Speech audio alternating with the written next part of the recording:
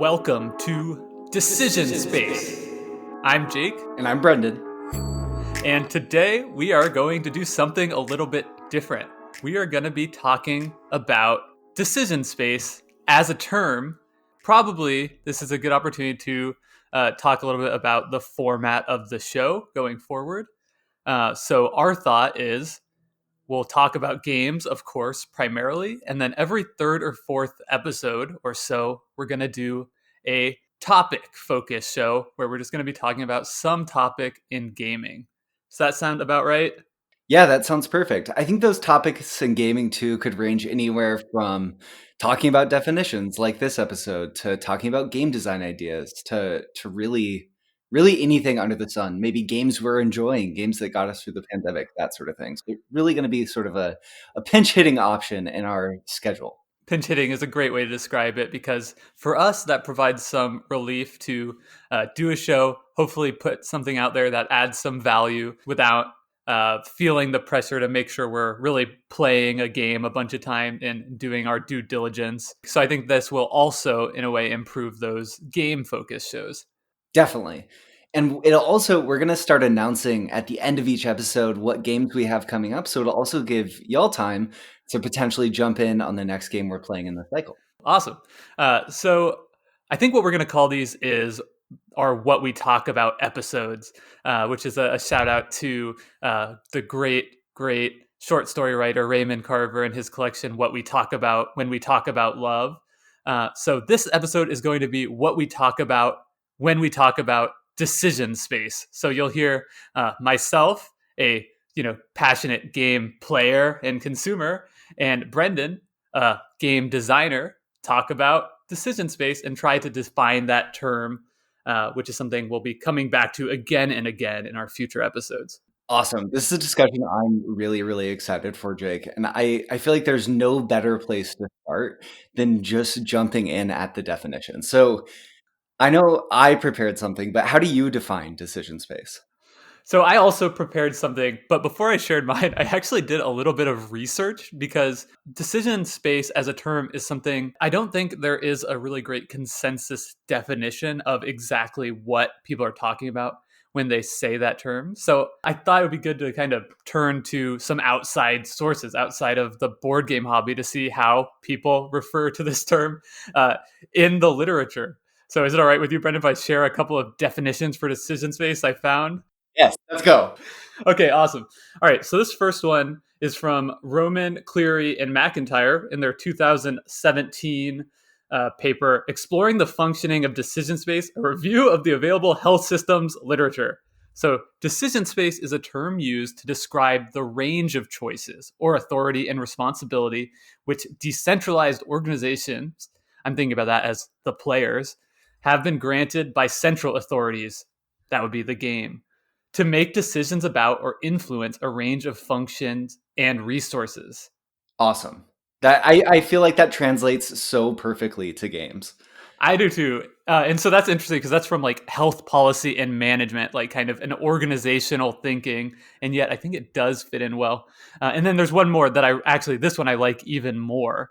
And this is from Klein, Plath, and Drury, a 2009 article that was presented at a conference on artificial intelligence. A decision space is defined by the range of options at the decision maker's disposal. For each option, there is a distribution of possible consequences. Each distribution is a function of uncertainty of elements in the decision situation, how big is the fire, and uncertainty regarding executing the course of action defined in the decision option, what percent of fire trucks will get to the scene and when. Wow. So someone needs to make a fire truck game about decision space, obviously. But there's so many keywords and phrases so that I think are really important highlighting from that one too, like range and at the decision maker's disposal, possible consequences. These are so exciting, Jake. Thank you so much for finding these. Of course, yeah. And so I tried to use those to come up with my own for the context of board games. So this is what I came up with. So this is like my sort of critical definition for decision space in board games. And it is the range of perceived viable options Mm, available to the decision maker at any given moment. amazing. I really like how concise that is. Can you dial down on viable? Yes. And well, why don't you give. Mine first? Okay, great. Mine is decision space represents the quality, breadth, and depth of opportunities for players in a game state to make meaningful choices that affect the game and its outcome. That seems really good. Two, and I think we're very close here. Yeah. So the thing that you said that I think is really important, I was trying to like figure out how to squeeze it into mine, is like it has to have an impact on the game. Yep. I definitely agree. I think I've been toying with this idea. I knew this was going to be a topic that we were going to discuss, and toying with the idea about the difference between choices and decisions. And I don't know, I'm curious how this definition will bounce off of you, but there's certainly games that present players with choices that don't have consequential difference in the outcome. And I would argue that those might not actually be decisions. Yeah, I think, and maybe like you could say choosing your player color, right? That is a choice. Yep, Yeah. totally. That's a great example. Or like making any choice in tic tac toe for two players who understand how to play tic tac toe. Tic tac toe is a game of no decisions. There are only choices in tic tac toe. There aren't decisions. Yeah, exactly. And I think that is getting at why I chose to include the word viable in Viable. mine. Yeah. Because and importantly, I said the range of perceived viable options, because when you're first learning tic-tac-toe as a child, Yeah. you do have choices because you're still figuring out the game. In that case, if you don't know what's going to happen, then that is a real decision to you, which in my mind is all that matters for this. I think that that's perfect. I completely agree with what you're saying, and I think that's one thing that's really interesting about discussing decision space in general, and why I think it makes such a good lens for the show, because decision space is. I love that your definition is from the perspective of a player as an agent within the game. I think mine was trying to look at the term specifically more abstractly, but it's almost more useful for it to be from the perspective of the player, because decision space is a sliding scale. Like you're saying, tic tac toe, there's tons of decisions for little kids until they understand what it is. And I think that that concept applies to lots of games as you begin to explore them. I agree. And I think for me, as I was just grappling with this question, I kept coming back to the idea that decision space is, in the context of board games, of course, is subjective. And that means it can change over time. So, for example, a lot of games have an issue where they don't hold up to repeated plays Mm. because people begin to figure out what is optimal. So when you talk about games, and I don't know this to be the case for myself, so maybe somebody can disagree, but I've heard that a lot of people have a criticism with the game Puerto Rico, in that like the first X amount of turns are Mm. scripted. You have to carry out the same order of actions, or else you're just going to be throwing somebody a big giant advantage because that's already been worked out. So at one point in Puerto Rico, in everybody's journey with that game, and in the larger competitive meta of that game, that decision space, the beginning first few turns of the game, was bigger than it is now, and it has now constrained as people learn more. So I just think that is just an interesting thing about this, right? It's always one moment in time. Definitely. And I think for people saying, I think that based on your response about Puerto Rico, which makes a ton of sense, um, we have to assume that that we're primarily, excuse me, talking about ortho games. So games or contests, meaning games that people are playing to win, and that they are all players participating are trying to win those games, right? So there are still choices or decisions that players could make in Puerto Rico, but if everyone is playing to win the game, there's an agreed upon meta that says that you can't, that those choices at the beginning aren't really decisions anymore. You have to play the book. So I think that's another important assumption that we have to mention for listeners coming at this. We are assuming that everyone at the table is playing to win, which is a pretty baseline assumption, but it has to be said. Yeah, actually, that's a really, really good distinction, because without that, certainly the way I'm thinking about this falls apart. Yeah. I also think, though, that while these kind of critical definitions, of which I think we're pretty well aligned, right? There is an element here that is about the number of choices, how complex those choices are, the impact those choices have, and then that there's like a subjective element to that. Definitely. So we're aligned, right? And all these things I think are something we see eye to eye on. But I also get the impression listening to other board game content creators that they are not necessarily meaning all of these things, at least intentionally, because you'll often hear somebody say something along the lines of, I really enjoyed the decision space in that game. And what I think, and this is perhaps going into sort of a lay definition, what we can just understand generally decision space to be. I think what we're talking about is the experience of choice in a board game. Yeah, I think that that's very fair. The experience of well, can you say that again, Jake? I think it's the experience of decisions within the board game, right? Like, Right, yeah. I mean, I think decision and choice I'm using interchangeably. sure. The only reason I'm saying choice instead of decision in my definition is because, you're not supposed to use the word in the definition. Sure, sure, sure. Yeah, that's fair. Yeah, so with my definition, right, I'll say it again. The range of perceived viable options available to the decision maker at any given moment, and then I can add on to that to say which results in the Mm, experience of choice in a board game. great. Yep. I think that that's super valid, and it hits on those really important points that we pulled from the other definitions too. I think, like you were saying, the real crux of it is it's about scale of choices, frequency of choices, and consequence of choices. Very well said. So I think, hopefully that gives some people sort of the idea of the kind of things we're thinking about in a game. We say, when we use that phrase and we're talking about decision space. But I'm curious to go a little bit deeper into that.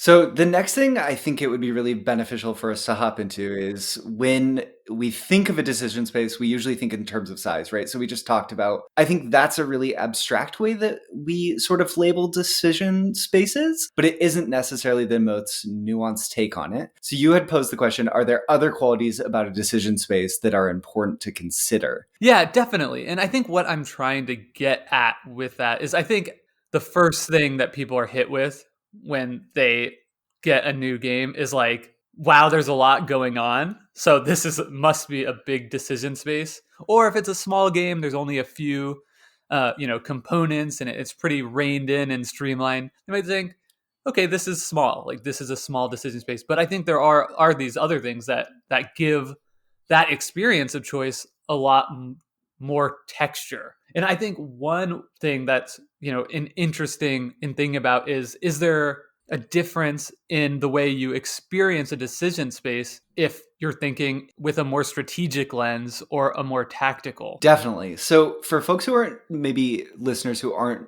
familiar with the definitions, the difference between strategic and tactical decisions, strategic being the sort of long term ability to plan and execute on that plan, and tactical being the short term decisions that you make to bring that plan to fruition, right? So tactical might be in inner turn specific turn-based decisions, and strategic might be at the start of the game. You're making decisions about what you're going to try to accomplish and how you're going to try to accomplish it. And I think that strategic and tactical, I don't know, color or texture placed on a decision space can totally change a game. So you could have a game with a really, really, really large strategic decision making space, but then tactically, maybe you don't have a ton of meaningful or consequential. Oh my gosh, consequential. You can't say that I word. couldn't say it at all. Viable. That's the viable choices in the game. So something like, I haven't played it, but I get the sense that Teamfight Tactics, where you're building a team before the game starts, this is a computer game, and then you're watching how that team plays out with sort of minimal ability to make changes, would really play into a very strategic game, but not a very tactical decision space. Yeah, that's a really good way of putting it. And I think too that I've heard people say that oh, I like strategic thinking in game, or I like tactical thinking in game. And I think a lot of times too that's something that just comes naturally to people. Like some Yeah. people's brains and minds are good at approaching one kind of puzzle, and the other type of puzzle sort of stretches them more. So I also think this distinction is important in the perception of how big that decision space is, because at least the way I see it is a lot of times making tactical choices is more feels to me more puzzly, like Hmm. unlocking the most optimal move in a given turn, right? Like if your goal is to, go up the blue track, I'm speaking very abstractly, then the tactics that would be like on your turn, what series of actions can you do that gets yourself the highest up that blue track? And I think that some people can just very quickly look at a board space and see this is the most optimal path, whereas somebody else would have to spend a lot of time, Hmm.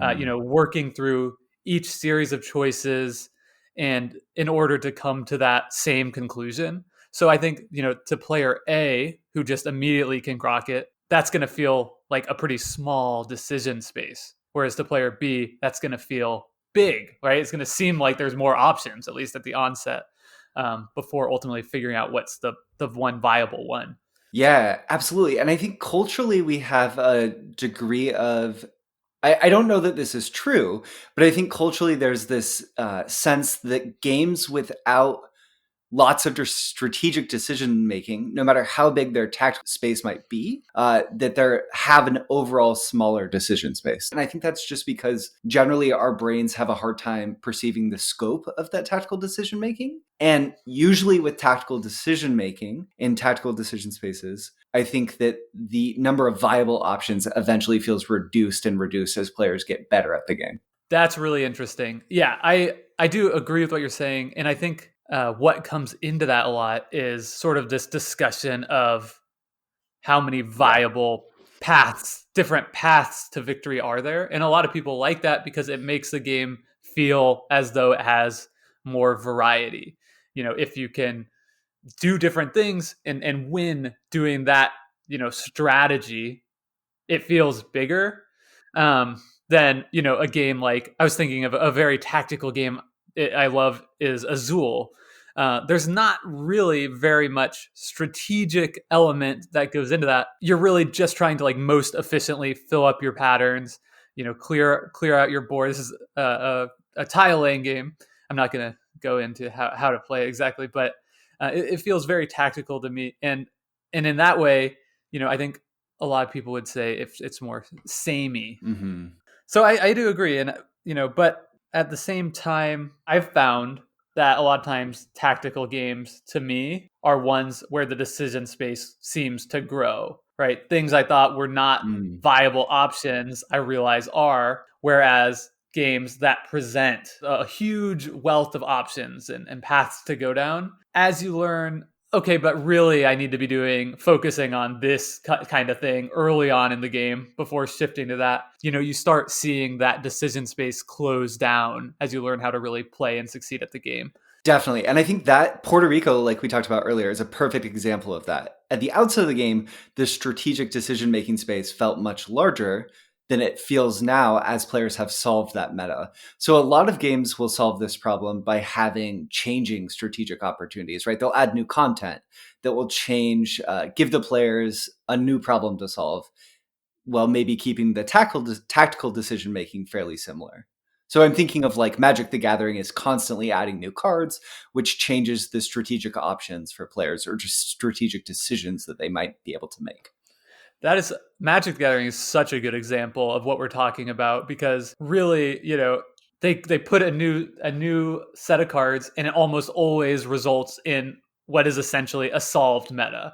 Hmm. In X amount of months or weeks or days as people hone in on what is the best strategy, what is the best deck, and that's like one of the things that people really complain about with Magic is how experienced, how smart, and how many people are trying to crack this puzzle all at once.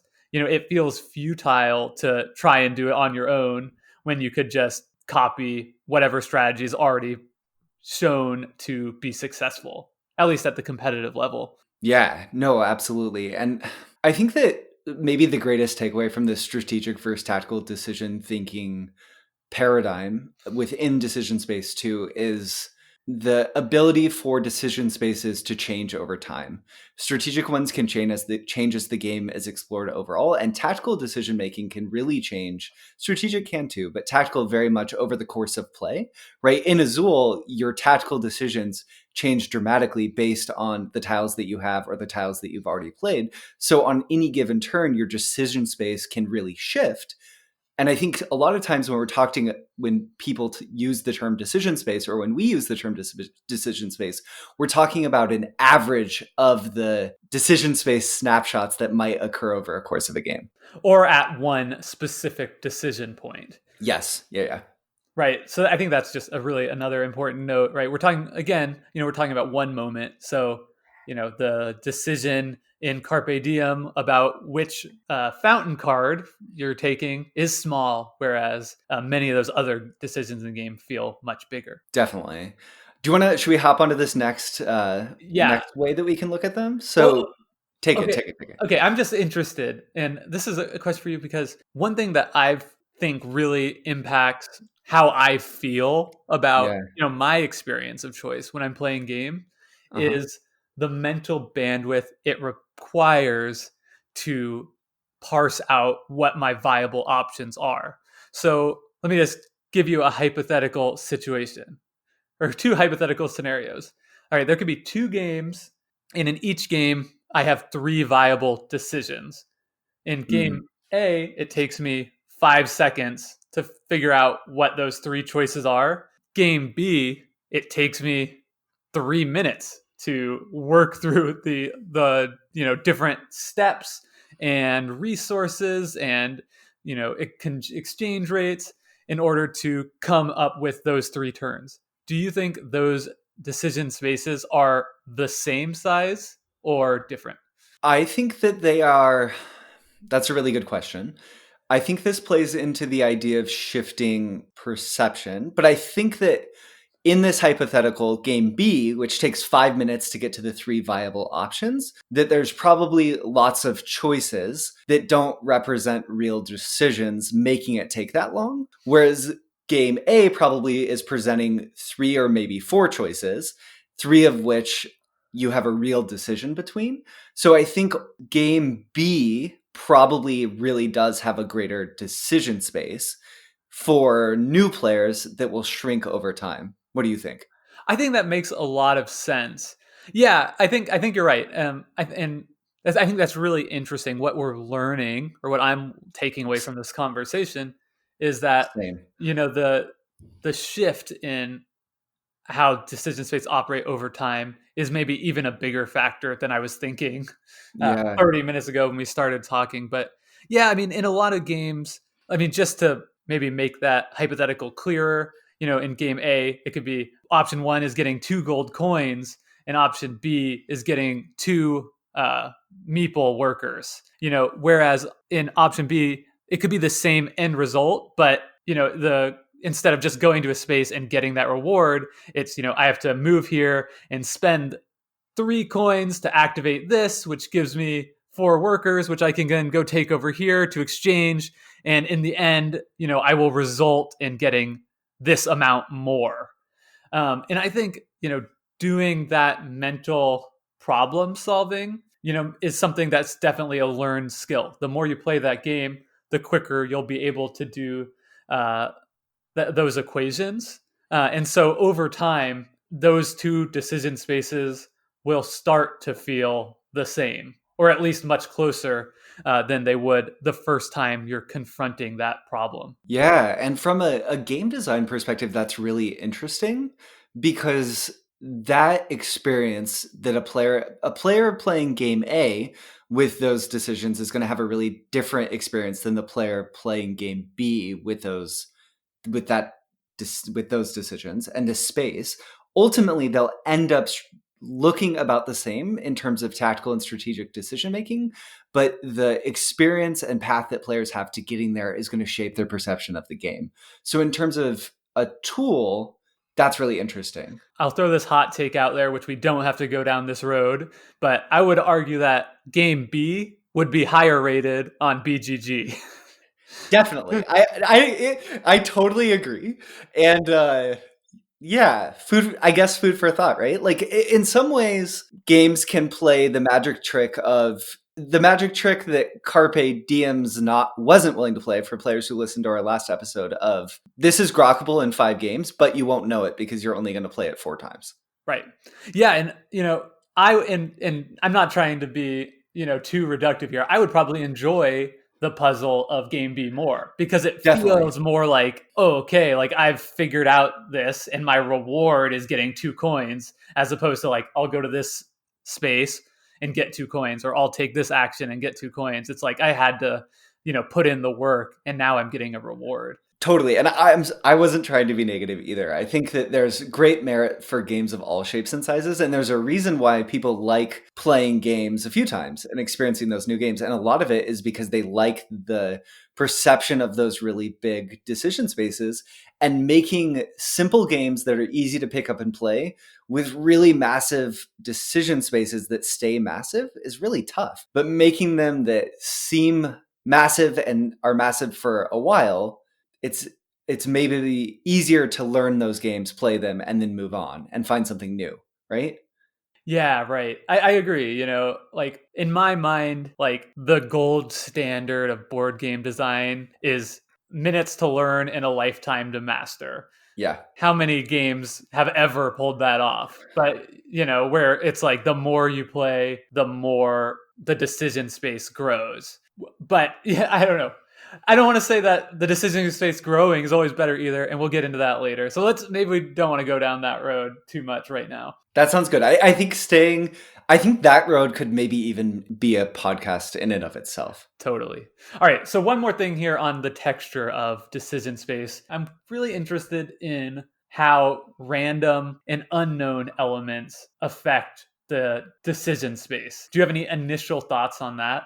Yes, I have lots of thoughts on this one. I think that um, it. You've brought up that there's lots of different types of randomness, and I think that we shouldn't dive too deeply on the different types of randomness in games here.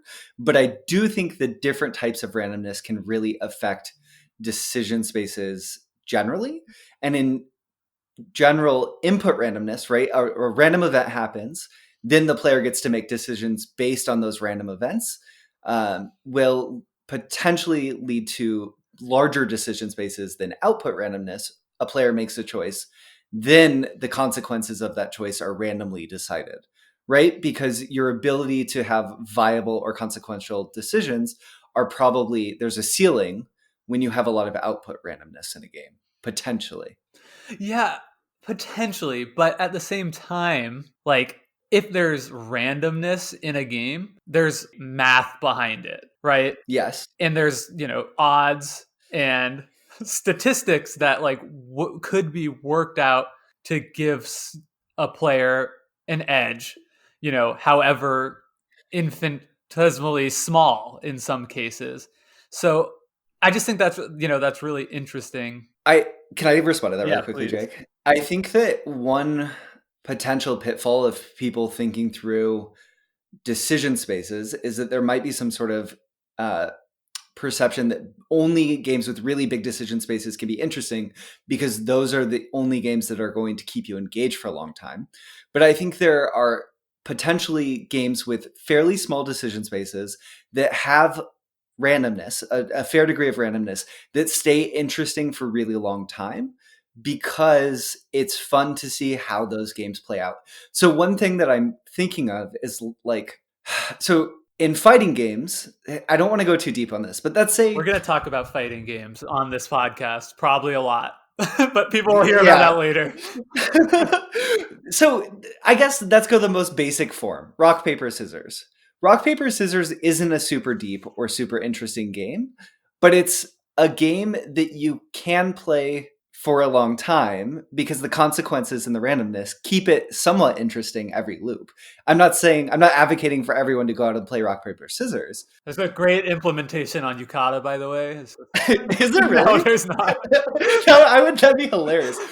There, I will. Okay, really quickly. Quick pitch for rock paper scissors. If you're ever bored and want to play with a friend, take a game of rock paper scissors and put a little marker between you and the other person for rock paper and scissors. When someone throws and wins with an element, move the marker towards them. To win the game of rock, paper, scissors, you have to win with an element twice in a row. Oh my god, that's so awesome. I love that. But that's a game with a super small decision space that's super interesting and fun.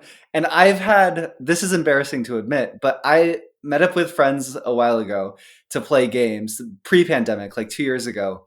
And we started randomly just playing rock, paper, scissors that way. And we probably played it for 45 minutes. It was so fun. So I think that goes back to there can be really small decision space games that are really interesting because of randomness. Yeah. The last point I wanted to make on randomness is that I think that again, this is a place where the larger board game hobby hive mind comes down on the side of thinking that games with more randomness have a smaller decision space. And I just don't think that is necessarily true in a one-to-one manner. I would agree that as if you push it all the way to the extreme where there's so much randomness in a game that choice doesn't matter, then of course the decision space is small. I'm trying to think of the game that's just like pure randomness. Yeah, okay, here's a game. It's a toy game, so it's not a real game, but we both roll a die, and whoever has the higher die wins. Right. Yeah. Okay. But to have a choice there, be like, okay, do you want to roll the red or blue die? Sure, sure. Yeah. And that's a zero decision space game, Right. right? So yeah. So when you take to that logical extreme, yes. But I have found that even when you're playing a game that's very random, there's a game called Claim It on Yukata that I play Mhm. a lot. That's very much a dice rolling game, push your luck game, and I've just been pleasantly surprised. It's definitely not the deepest game in the world by a far sight, and it is a small decision space game, so don't hear what I'm not saying. But I've been impressed over repeated plays of that game. I've probably played it 20 times now because it's just so quick and easy to play and pleasant every time that I've just been surprised in, even though it was a very small decision space, and it still is, it's continued to grow and just feel a little bit bigger after repeated plays. Whereas decisions that in my first few plays I didn't think were decisions at all, I'm Mm. now realizing are. So it's just interesting in being able to, you're never going to give yourself with perfect play, you're still not guaranteeing yourself a win in the same way that, in chess, whoever plays better wins 100% of the time. This is not like that at all, but it's still interesting. And I find, just as much enjoyment in trying to just push the odds ever so slightly in my favor. And I think that even when you're moving the odds a small bit, there can be a very robust decision space there. Definitely. I have a question for you, Jake, Okay. tied to what you're saying. Do you think that there's any argument for making the claim that games with small decision spaces, for the players to enjoy those games, to like them, to positively want to go back to them, there's a greater burden for those games to have elicit strong emotional responses from the players, and that games with perceived really much larger decision spaces have to elicit strong intellectual responses from the players, or sort of like stronger intellectual stimulation? There are a lot of variables in that question. Yep. Yeah, so it's kind of hard. I would say just my gut instinct is that you're right. And when you think about small decision space games that are popular, I think a lot of them do rely on dice rolling and push your luck and that kind of thing, which are inherently emotional Mhm. mechanics to me. So I think so. I don't know if the onus is on the game or if that's just, but I think maybe the market bears out what you're saying. Sure. Sure. Do you have more thoughts on information fog and random elements in decision spaces before we move on? To throw back to that very first definition or that we heard Yeah. from the artificial intelligence conference, I just think it's really interesting that they're grappling with the same thing and include that in each decision, like uncertain, or in the decision space, uncertainty plays a huge factor, and that can happen in a variety of ways, right? In their scenarios, how big is the fire, and then like and what percent of the fire trucks will get there and when. And I think it's interesting as we think about random elements. Of course, there's random chance, which we've been talking about a lot, like dice rolls or what card you're going to draw, but also there's uncertainty caused by what your opponents do that can often impact the decision space in a really interesting way as well. Definitely. I think random's a perfect word for that, honestly. And Yeah, if you play with my friends.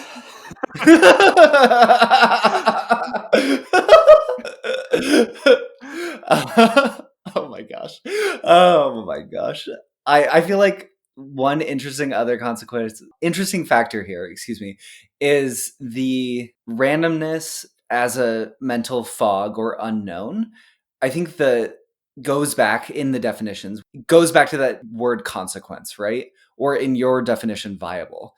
Too much randomness can lead to non consequential decisions. If there's enough randomness in a game, there's potential for players to not understand the consequences of their decisions. And that's going to have a decision space shrinking. I don't want to use the same word, but consequence on the game overall. Mm-hmm. That makes sense. Yeah. It's interesting too, because I think there's a difference there in how we as players perceive that when that's happening. Because it doesn't necessarily, I think this is going to be a really good segue. Just pat myself on the back.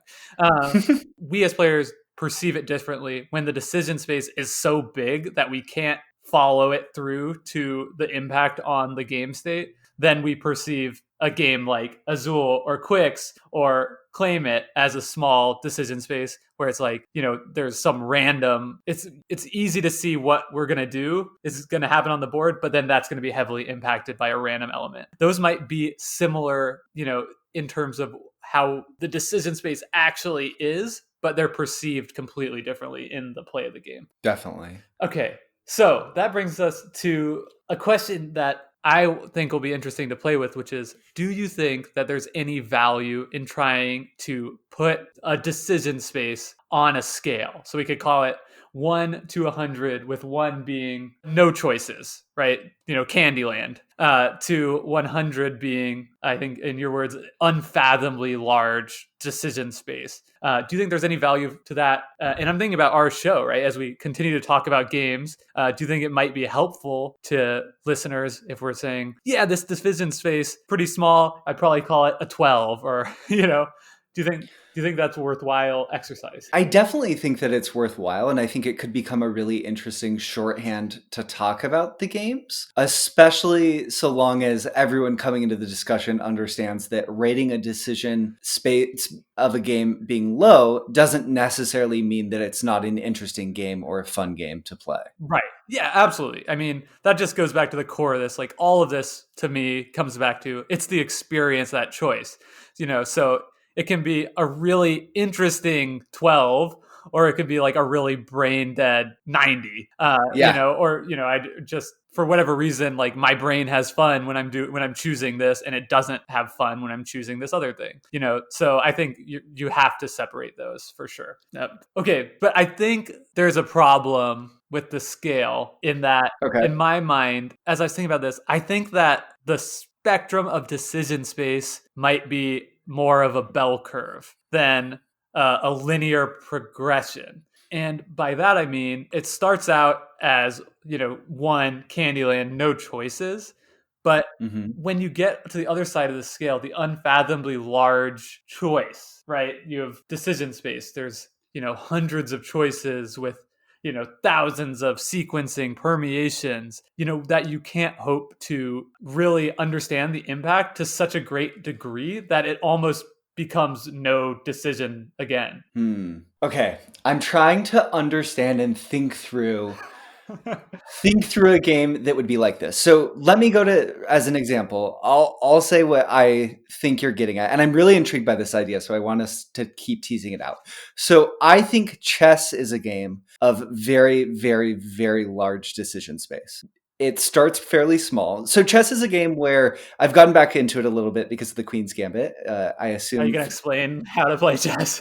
have as well. Yeah, so I'm not going to, but I've learned it recently in revisiting chess a little bit that at grandmaster level, games of chess are routinely played where no other chess games that are recorded, right? So in earnest chess competitions have ever been played in that shape before, really often, really, really often, right? So to say that again, then even though the start of chess is fairly predetermined, kind of like Puerto Rico, there's certain openings that you mostly will play, and you play out those openings with some variations. The game state, because it's so large, quickly gets to there being a completely unique game state. But Jake, you're saying the decisions could feel so massive, right? So like chess's decision tree is huge, and you don't necessarily know the consequences of your decision, but those consequences still matter. So I feel like it's not necessarily a bell curve, because even if the players can't understand the consequences of their choices, the choices do still have consequences that they have to discover. And when you're dedicated to playing a game with a game decision space this large, you care about the consequences enough that you're willing to tease out what could seem like non-decisions, non-important decisions, and then figure out why those matter and then keep exploring. Okay, so here's what I'll say. I agree with you about chess. To me, like chess, and even maybe to a larger extent, I don't know anything about it, but Go, I understand, is Mm-hmm. kind of like the ultimate decision space game. And I would put those probably near the top of this hypothetical bell curve that we're creating, or that I have in my mind. But I'm thinking about it more in like the hypothetical level. And when you think about like the game, this is gonna get, really philosophical really fast. But think about like, try and bear with me. Think about the game of like your life as something that is so vast a decision space that it almost doesn't feel like a game. Like like I could sell all my earthly possessions and start, walking around the world. I could, quit my Sure. job and go do something else. I could sell my car. I could, go spend all my money on lottery tickets. Like there's all these different things I could do, and probably none of those would, increase my happiness or whatever output I want to achieve with my life. But those are all things theoretically one could do, but like you have so many infinite options every day when you wake up, and they're all unknowable what the outcome will be. So you kind of end up just doing the thing that you always do and living your life and going to work and eating your breakfast and yada yada yada. So to me, like something like that is approaching the end of the bell curve where the decision space is approaching small again. Because because Dick, you're saying that those aren't viable decisions. Selling all of your worldly possessions and just starting wandering around, a choice you could make, a decision you could make, isn't a viable decision. I'm saying Is that what you're saying? No, I'm saying those. In this hypothetical, those are viable decisions that one could make, but the output is totally unknowable of like what that will mean and what that will, and many people have done that type of thing before, and maybe they were better for it and maybe not. So I don't know. I'm just saying like at the hypothetical level, like and maybe life itself is a bad example. Yeah, maybe it takes us too philosophical. In the unfathomable toy game version. Right. Like you could picture like a board that you have to put on your floor because it is so massive. And there's 1,200 worker placement spots that all do something different. And you get 17 actions on your turn. Is that a game with a big decision space or not? Yeah, that's super interesting. I think it is, but I'm not interested in playing it. I think I completely understand what you're saying, but I disagree about the bell curve aspect, because I think going back to this so much ties into the consequences and viability, Right. right? Yeah, I think that's my argument. Is like you have to have, for a decision space to feel large to me. Like I think I need to have some sense in like I know what the result of this will be. Like I'm understanding the impact I'm making. Because when I don't, I just feel like I'm doing random stuff. Yeah, totally. I feel like this is an awesome question, because for me this has really split the hairs on the difference between a viable decision and decisions of consequence, because I thought that players had to understand the consequences. Oh my gosh, the consequences. This is like like crashing and burning multiple times today. That's one word. And last episode too, I think. Oh my gosh, what I that's come up with a synonym for me next time. Jeez. I thought players had to understand fully the consequences of their decisions to have them be viable options, but I'm not positive that in games with high randomness from other players' choices, that's necessarily true. Because I think chess approaches this, right? It's a game of really large decision space where you don't know what the other player is going to do.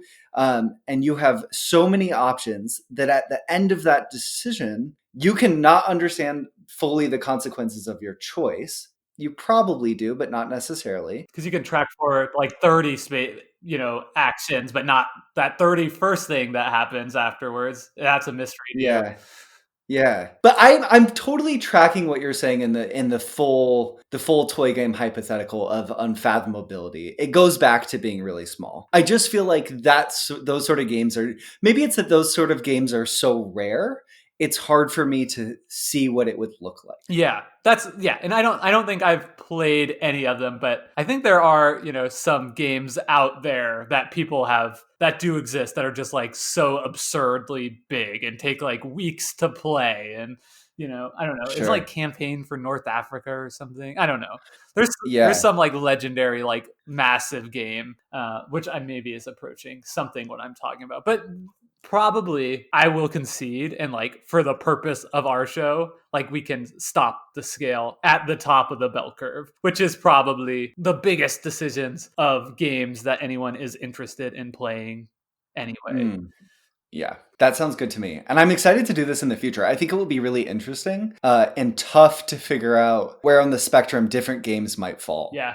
And we might be realize in the next episode or two, like, okay, wait, this doesn't work at all. But it'll be interesting to see how that plays into what we're talking about. All Definitely. right, let's end this episode with a couple recommendations each about one game or a couple games that we love with a very small decision space and a couple games that we love that have a big decision space. Great. Do you want to go first? I would love to. That's so. In talking about small, I think a small decision space game that I love is No Thanks. Have you played No Thanks, Jake? I haven't. I want to, though. Okay. Do you know how the game works? Remind me. It's a card game with cards valuing 1 to 99, I believe, and you're trying to have the lowest number of points. I'm trying to make sure I remember this right. But basically, whenever a card comes to you, you have a set of chips and you can say, no, thanks, I don't want it, and spend a chip to pass it along. And if you get a run of cards, so if you had, say, 37, 38, and 39, you would only get 37 points. And you're trying to avoid points again. So the decision space is really small. It's just sort of yes, no, spend a chip, don't have to take a card, and you're trying to decide which cards are the right cards to take. Yeah, that's a perfect example. And I haven't played that game, but I know a lot of people love it. Okay, so I'm going to do two others because I'm a cheater. I think The Mind is also a small decision space game that I love. Oh, that's a great example. Awesome. The only decision you make is how long to wait, which I think a lot of these small decision space games are a lot about how you spend time. So The Mind is like that, and No Thanks is also like that because your chips that you're spending are a finite resource. So you're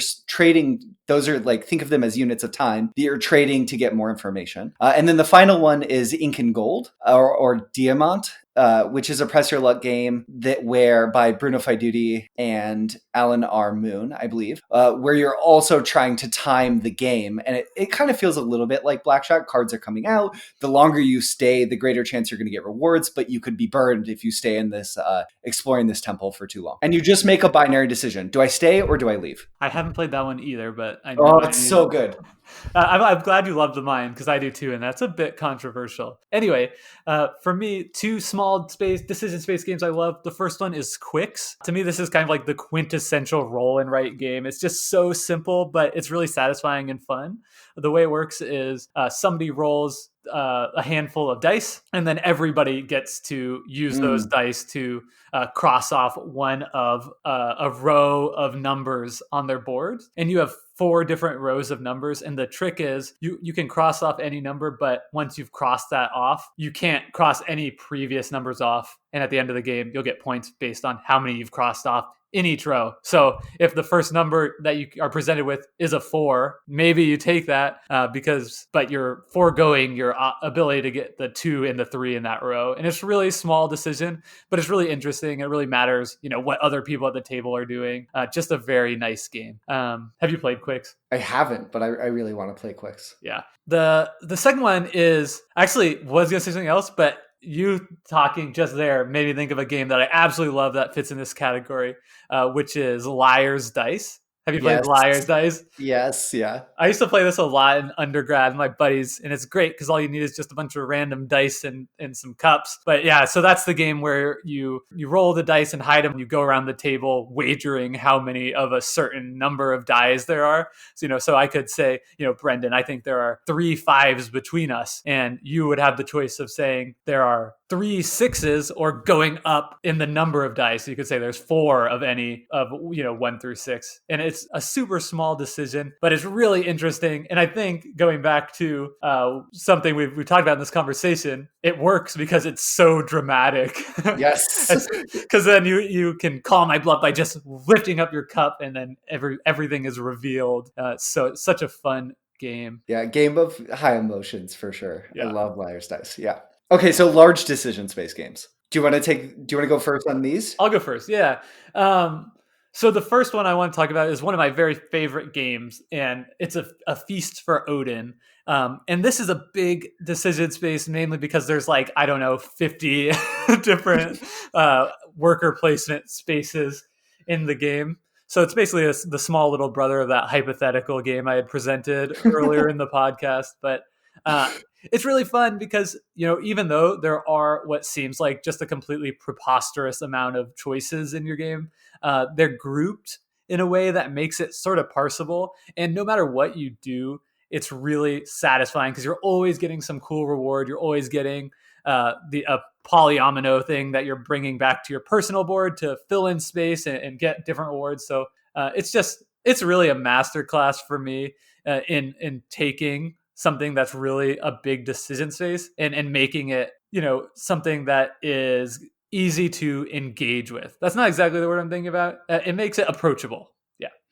Awesome. World first, someone called Feast for Odin the little brother to some game. Hilarious.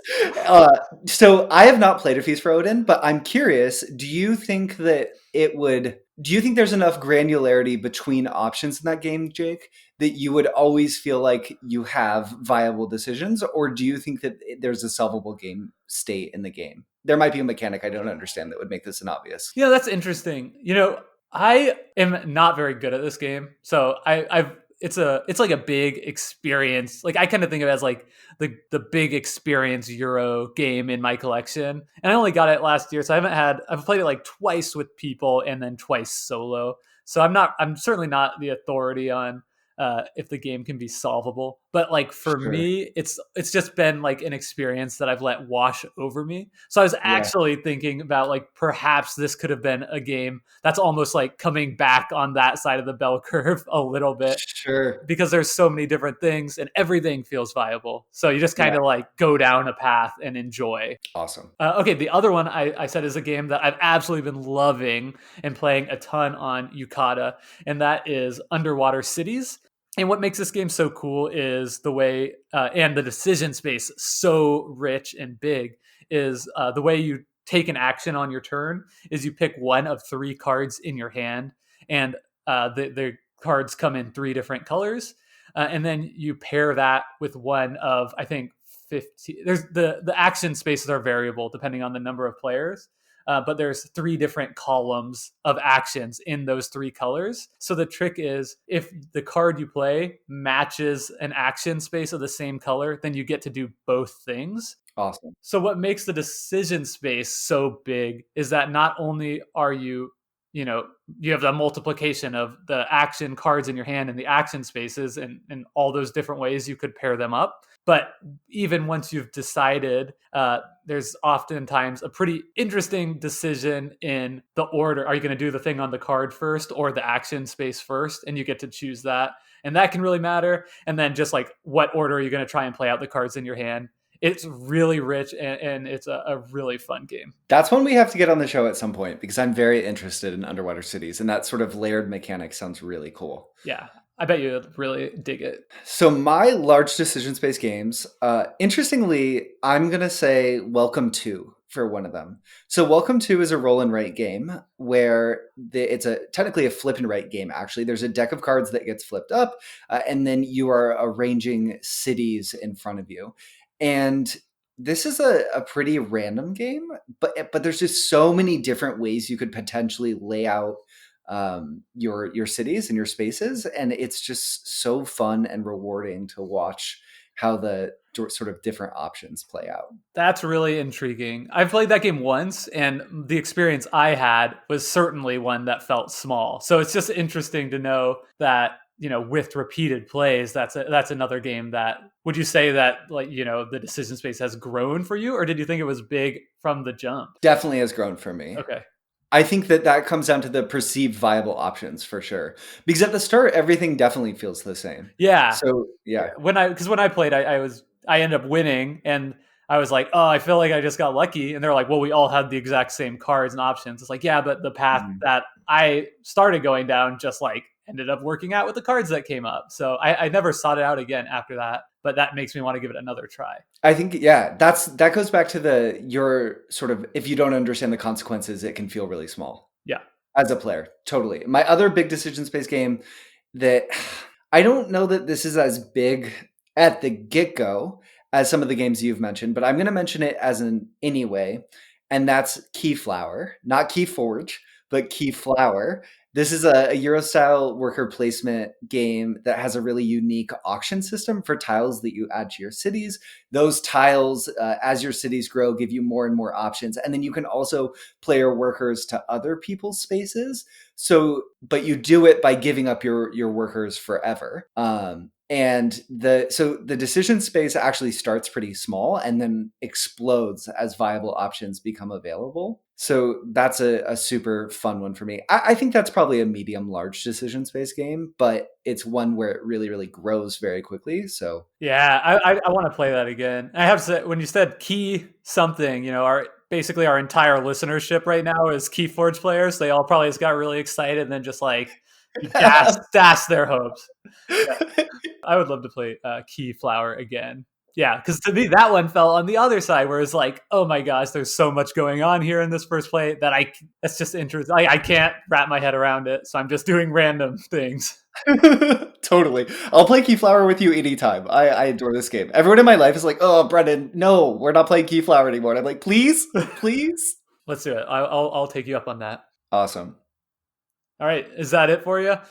Yeah, I think that pretty much covers it on decision space games. I want to really quickly say, I hope listeners have not lost all respect for me hearing me say that I played rock, paper, scissors with a group of friends for 40 minutes, and I'm a small decision space games fiend. When you said that, I was like, well, we're not going to get into fighting games now. And you're like, but there is this game called rock, paper, scissors. It's like, oh, here we go.